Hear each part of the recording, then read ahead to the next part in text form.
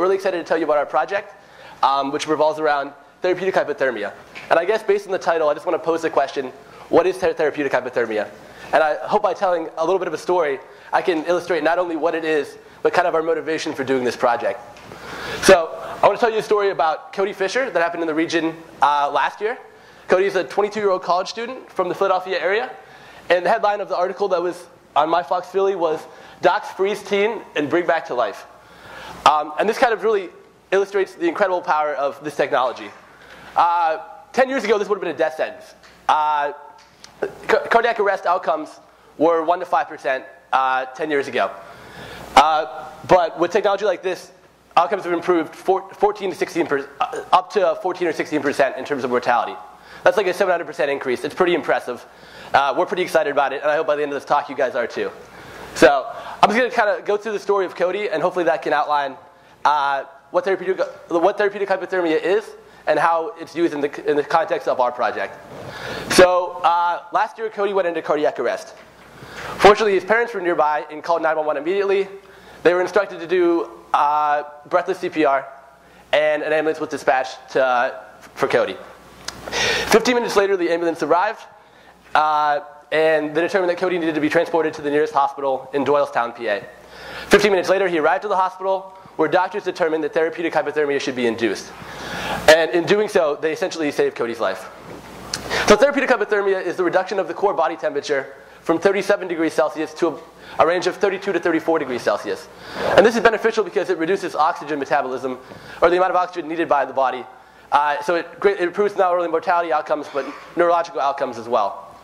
So unfortunately, the time course for this is on the range of 4 hours. The current technology uses cooling blankets to externally cool patients, which takes a great deal of time. So kind of the goal of our project is to accelerate this time course, hopefully improving clinical outcomes. Great. So the way that we sought to tackle this problem was to develop a system to deliver a saline slurry. Now, in the context of this presentation, a slurry is just ice particles suspended in a chilled liquid. So kind of like a slushy mixture, in layman's terms. So we wanted to take room temperature isotonic saline and convert it to a slurry solution, ultimately used for in vivo applications. For example, it could be pumped down a feeding tube and used gastrointestinally for cooling, or other applications that we'll talk about a little bit later. So kind of the method that we used to tackle this procedure involved really two components. The first of which was a heat exchanger. Now for this proof of concept demonstration, the heat exchanger that we decided to use was just a bath of propanol and dry ice.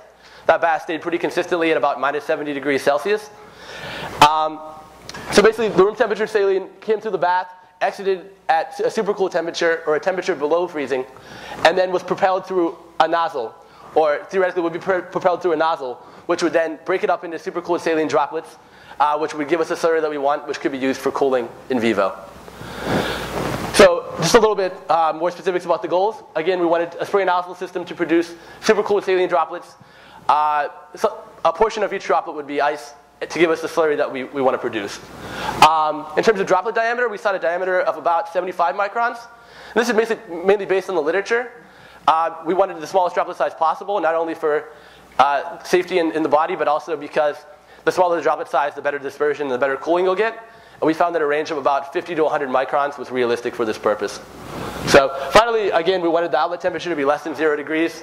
We wanted ice nucleation, and we wanted freezing in order to produce the slurry that we talked about.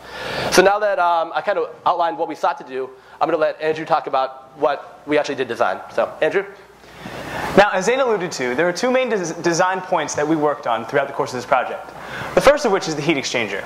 Now, as you can see in this picture, this is the aluminum tubing that we coiled for use in our heat exchanger. Now, when submerged in our alcohol bath, there are two main heat transfer processes that are occurring simultaneously in order to cool the saline being pumped through it. First, the alcohol bath cools the aluminum piping at this interface shown in blue here. Simultaneously, the aluminum piping then cools the saline that's flowing through it at this interface shown in red. Now, the equations that you see here are the two equations given the heat transfer characteristics of both the saline and the pipe that govern this process. And we're able to model this and establish a relationship between the heat transfer tubing length and the temperature at the interface of the pipe and the saline, shown again here in red. Now, once we did this, it was determined that there was a critical length at which both the pipe and the saline were the same temperature. This critical length, equal to about 1 meter, was the length at which we decided to use for our heat exchanger tubing. Now, the second design point that we worked on was that of the nozzle design. After going through a slew of different atomizer types, it was determined that for our purposes, and given our flow characteristics and our flow rate, that the optimal atomizer to use was that of the jet atomizer. We were able, again through complex modeling, to establish a relationship between the nozzle diameter and the nozzle length through empirically derived formulas, as well as given our specific flow rate and flow characteristics at a specific droplet diameter. So in this equation, you see we set our specific droplet diameter at 75 plus minus 25 microns. And we're able to vary the length of the nozzle to give the range of diameters that you see in this plot.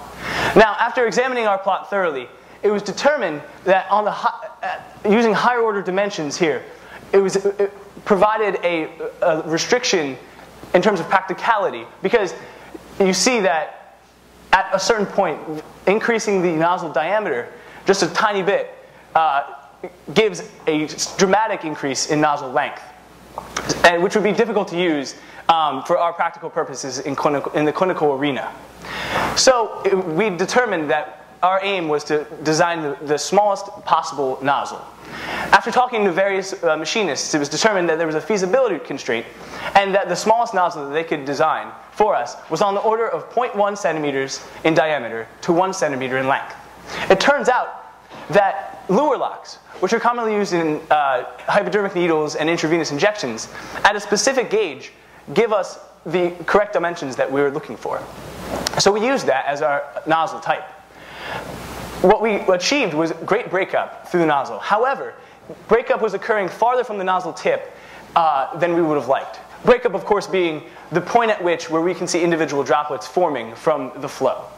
So to really decrease this length and pinpoint our droplet diameter more specifically, we designed this mechanism that you see here, which really gives us a flexible geometry to control our characteristics. The hallmark of this is the introduction of a bearing ball, not to be confused with a ball bearing, which is actually the construct that this goes into. So we introduced a bearing ball at the tip of the nozzle.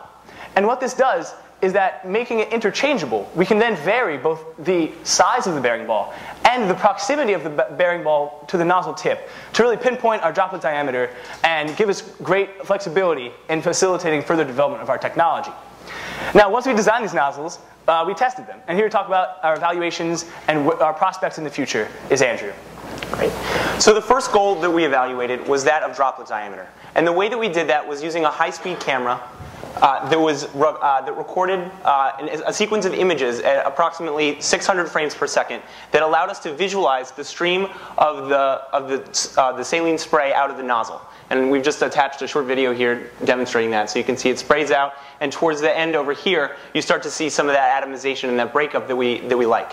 So we took these images, the sequence of images, and we imported it into image analysis software. And on a frame-by-frame basis, we determined the particle size of each droplet present in the frame. We then computed summary statistics across every image in the sequence, and then determined that the median droplet diameter for the final design that you saw earlier was 131 microns. Now, although Zane said that earlier that the 75 micron was our specification, it turns out that at approximately twice that range, it still doesn't really significantly affect the heat exchange that we would be seeking in the therapeutic hypothermia design. So this is pretty close to 75 microns, and we're confident that we can achieve the heat exchange that we like in moving forward. So the next goal that we tested was the outlet temperature at the nozzle orifice. And the way that we did that was using the system as described by Zane earlier, where in room temperature saline is pumped through the heat exchanger that's gradually dipped into the dry ice propanol bath. The saline then flows out of the heat exchanger through tubing and out of the nozzle here. And we just attached a short video showing one of the experiments. And in the video, the green here is the thermocouple device, which we use to measure the temperature of the spray from the nozzle. And you can start to see along the side of the beaker some of the slurry formation. And then it gradually falls down the side of the beaker and collects at the top of the solution here. On the bottom is the saline solution, and on the top is that ice slurry that we like. So after a number of trials, we determined that the final outlet temperature was pretty stable at about negative 3.5 degrees Celsius, meeting our specification that the spray be below zero and generating this slurry, as you can see here. So in evaluating both the droplet diameter and the nozzle orifice temperature specification, we believe that our product has great commercialization potential, and with that, we'd like to look at some future directions that we can take. So the first of those is actually updating the dry ice propanol bath in which the heat exchange occurs. The reason we did this, as Zane explained, was more of a proof of concept in order to demonstrate that the necessary heat exchange to obtain the 0 degrees Celsius specification was indeed attainable. Now that we know it's attainable, we want to look towards a liquefied pressurized carbon dioxide heat exchanger that's both more portable and more durable and could be used commercially much more viably than the alcohol bath. Next, we want to look to, in the future, look towards more delivery methodology options. As we mentioned earlier, we're focusing on the gastric means of introduction of the saline slurry into the body through a sort of feeding tube device. But down the line, we also envision an intravenous injection of the saline droplets, which could achieve greater heat exchange by occurring all across the body instead of just within the digestive system. And then finally, even moving beyond cardiac arrest, there are a number of other applications, including stroke, heat stroke, and other metabolic disorders that could benefit from seeing a cooling device such as ours, wherein oxygen metabolism across the body is lowered in order to achieve better clinical outcomes. So, in order to summarize, as Zane mentioned at the beginning of the presentation, current state-of-the-art therapeutic hypothermia devices require up to 4 hours to cool patients. But we're confident that with our design, it has the potential of doing this within 18 minutes, resulting in greater clinical outcomes and greater survivors from this once death sentence of cardiac arrest. So we'd also like to take the opportunity now to acknowledge our advisor, Dr. Josh Lampe, who was really indispensable at every point of this project, the bioengineering course directors, Dr. Salinas, Dr. Risk, and Dr. Winkelstein, and our machinist, William Penny. And now we'd like to open it up for any questions. Thank you.